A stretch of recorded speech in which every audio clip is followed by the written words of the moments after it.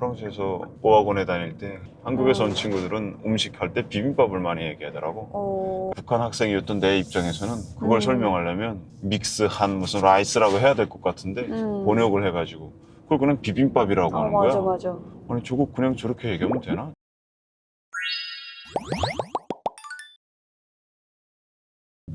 네, 여러분. 일요일 아침입니다. 스타벅스 드라이브스루 가고 있어요. 아, 이 시간에 저희 동네에 여는 카페가 없어가지고 아침 이른 시간에는 스타벅스를 이용합니다. 난 충분히 이해가 돼. 내가 카페를 해본 입장에서. 우리 집 앞에 메가커피 있잖아.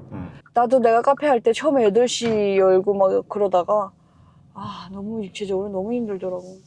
그래서 슬슬 늦춰졌는데. 그러게. 아침 일찍 그것도 1년 365 그렇게 한다는 게 쉽지가 않아. 진짜. 그치. 주문하면 되지. 샌드위치 같은 거 시켜.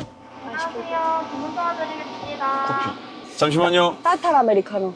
네, 따뜻한 아메리카노 하나랑요. 사이즈는 어떻게 하시나요? 펄 사이즈. 털 사이즈요. 그리고 저 바질 토마토 베이글 하나 주세요. 메워드릴까요? 네, 데워주세요. 네. 추가하실 거 있으신가요? 없습니다. 네, 앞쪽으로 와주세요. 네.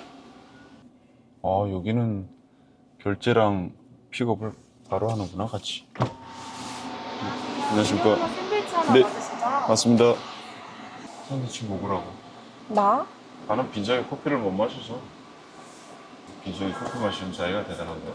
원래 빈속에 커피 마시면 안 좋다고 하는데 내가 한국에 와서 이제 아침 먹게 되지 않잖아. 그러니까 아침 꼭꼭 챙겨 먹는 사람들 진짜 대단한 것 같아. 근데 우리 북한에 있을 때는 아침 7시 반에 출근하면서 아침 무조건 먹고 나갔잖아. 선생님, 아메리카노 먼저 드리겠습니다. 잠시만 기다려주세요. 샌드위치 드리겠습니다. 네. 감사합니다. 감사합니다. 하나원에 있을 때만 해도 아침 먹었단 말이야.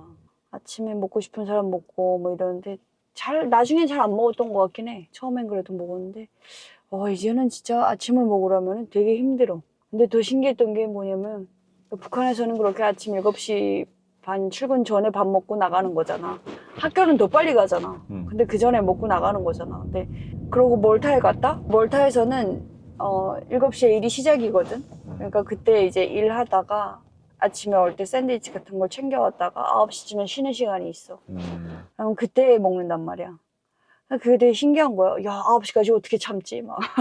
왜냐면 그때도 멀타에 있을 때도 아침 6시에 일어나가지고 제일 먼저 하는 일이 내려가서 식당에서 중국 그 빵을 줘. 이만한 거. 중국 사람들 죽에다가 후루후루 먹는 빵 있잖아. 완전 아무 맛도 없는. 그 빵이랑 그다음에 죽을 주거든. 그럼 죽 가져와가지고 북한 사람들은 이게 똑같아. 한국 사람들 김치 없으면 못 살잖아. 거기서도 김치가 없으니까 제일 저렴했던 양배추를 사다가 방마다 호실별로 이렇게 일주일씩 양배추 그 일요일마다 내려가가지고 직원 식당에서 양배추 김치를 만들어놔. 우리가 먹을 수 있는 북한 사람들이 이제 일주일 동안 먹을 수 있는 김치를 만들어 놓고 오거든. 그러면 그거를 식당에서는 그 중국인 요리사가 아침에 이제 내놔. 북한 사람들만 먹으라고. 그래서 내려가가지고 죽하고만 그 빵이랑 그다음에 이제 양배추 김치를 이렇게 퍼오거든. 그러니까 김치라고 하기엔 좀 그런 게 어쨌든 양배추 매운 거지. 약간 그 양념이랑 같이 버무린 김치 비슷하게 만든 거거든. 근데 그때도 중국 사람들은 그거 뭐 파워차이 그랬어. 난 그게 뭔 뜻인지 몰랐는데 생각해보니까 김치가 자기네 거라는 건 말도 안 되는 궤변이야. 한국 사람들은 어디 가든 김치 없으면 못 산다니까. 그렇지. 그 중국 애들 안 그랬어 거기서. 그러다가 이제 어느 순간 우리 게 맛있어 보이니까 슬쩍 내려왔다가 우리 거 슬쩍 몰래 퍼간다. 그러다가 우리한테 걸려. 같이 나눠 먹는 거야 뭐. 근데 갑자기 그 생각이 드네. 그냥 김치 없이 살아. 그래도 우린 김치 없이 못 살아.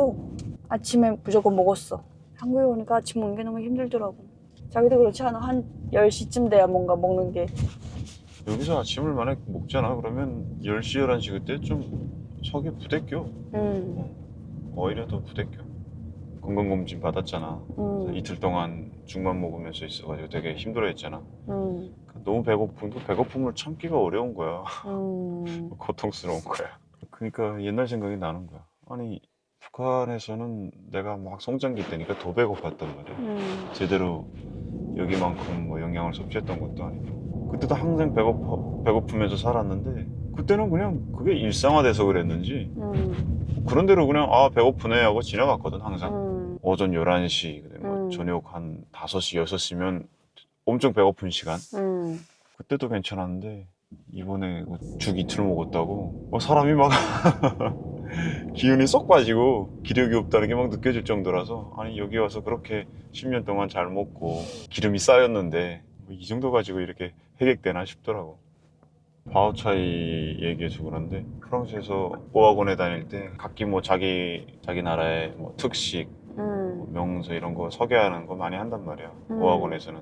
한국에서 온 친구들은 음식 할 때 비빔밥을 많이 얘기하더라고. 그러니까 지금은 한국 음식 하면 주로 뭘 얘기하는지 모르겠는데 그때 내가 2012년 그때 당시에는 한국의 대표적인 음식 하면 비빔밥이었거든. 그 다음에 조금 있다가 치킨이 됐고. 근데 비빔밥 얘기하는 거야. 북한 학생이었던 내 입장에서는 그걸 설명하려면 믹스한 무슨 라이스라고 해야 될 것 같은데 번역을 해가지고 그걸 그냥 비빔밥이라고 하는 거야. 맞아, 맞아. 아니 저거 그냥 저렇게 얘기하면 되나? 저걸 설명을 해야지 번역을 해줘야지 뭐 그런 생각이 드는 거야. 지금도 비빔밥 그렇게 얘기를 하네. 지금도 비빔밥 이렇게 얘기하고 이젠 김치도 그냥 김치라고 하잖아. 거기서 내가 유일하게 북한에서 쓰던 말을 외국에 나가서도 그대로 쓴다고 생각했던 거가 딱 하나 있던 게 태권도였거든. 아, 태권도. 그거는 보니까 그냥 태권도 이렇게 얘기하더라고. 그 다음에 그거 주체. 아, 주체. 주체 사상할 때는 그거는 주체 이렇게 외국어 시간에도 배웠으니까 그건 거의어처럼 쓰더라고 북한에서도. 뭐 옛날 이야기긴 하지만 김치를 자기네 거라 그러고 뭐 한복을 자기네 거라 그러고 이런 거를 북한 사람들은 잘 몰랐을 거잖아. 이런 모르지. 일이 있다. 중국에서 그렇게 우긴다라는 거를. 우리가 독도 문제에서 하나가 되어가지고 싸우듯이 이런 데서도 하나가 될 수 있지 않을까라는 생각을 했지. 근데 일본에 대해서는 그렇게 강경하게 얘기를 하면서 김치랑 그 한복을 주장하는 데 대해서는 별로 다른 얘기가 없었던 것 같아. 이번 학기에 내가 교양 과목으로 역사 과목을 좀 듣는단 말이야.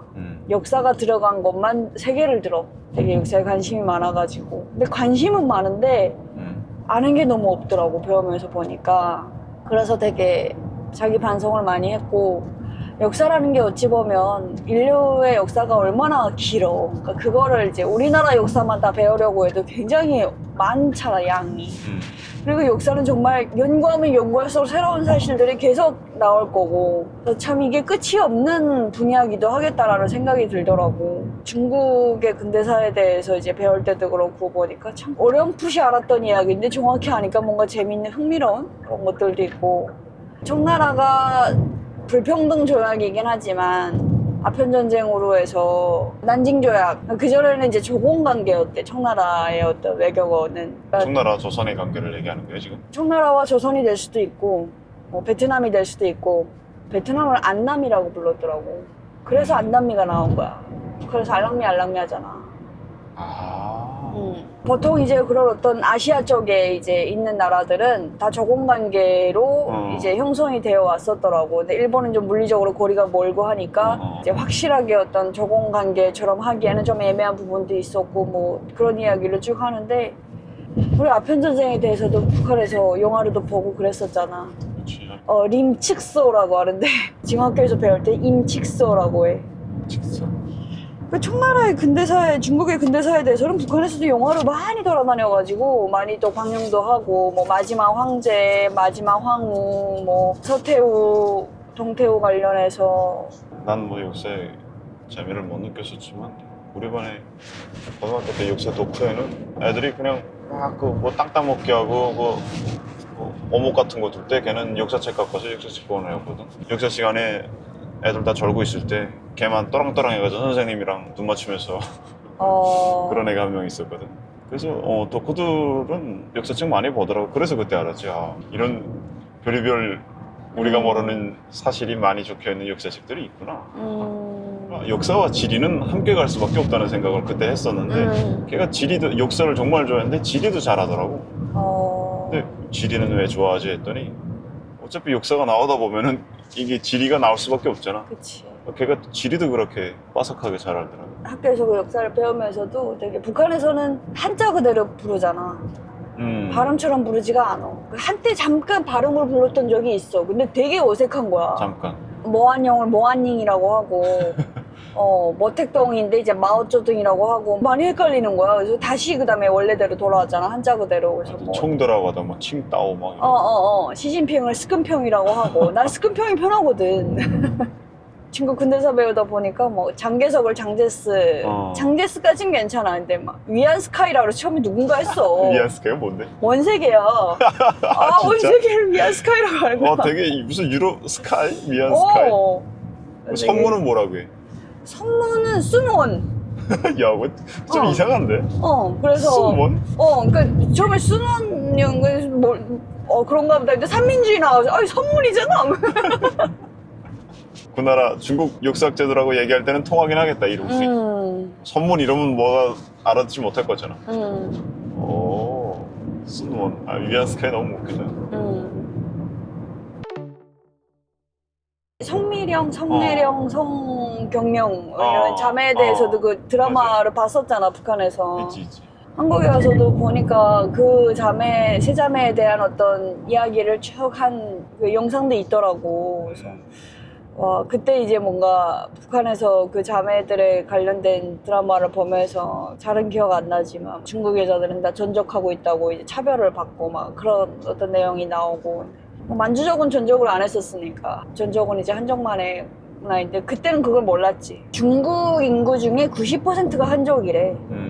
만주족이 되게 그러니까 작은 거잖아. 근데 그 작은 어찌 보면 소수민족? 약간 그런 민족이 이제 청나라라는 나라로 해서 이제 다스렸던 거야. 90%의 한족을. 그러다가 이제는 반대로 됐잖아. 그래서 뭐 북한에서 이야기 들을 때 중국도 한족 아니면 간부로 등용을 안 한다더라. 뭐 이런 식으로 이야기를 들었던 적도 있고.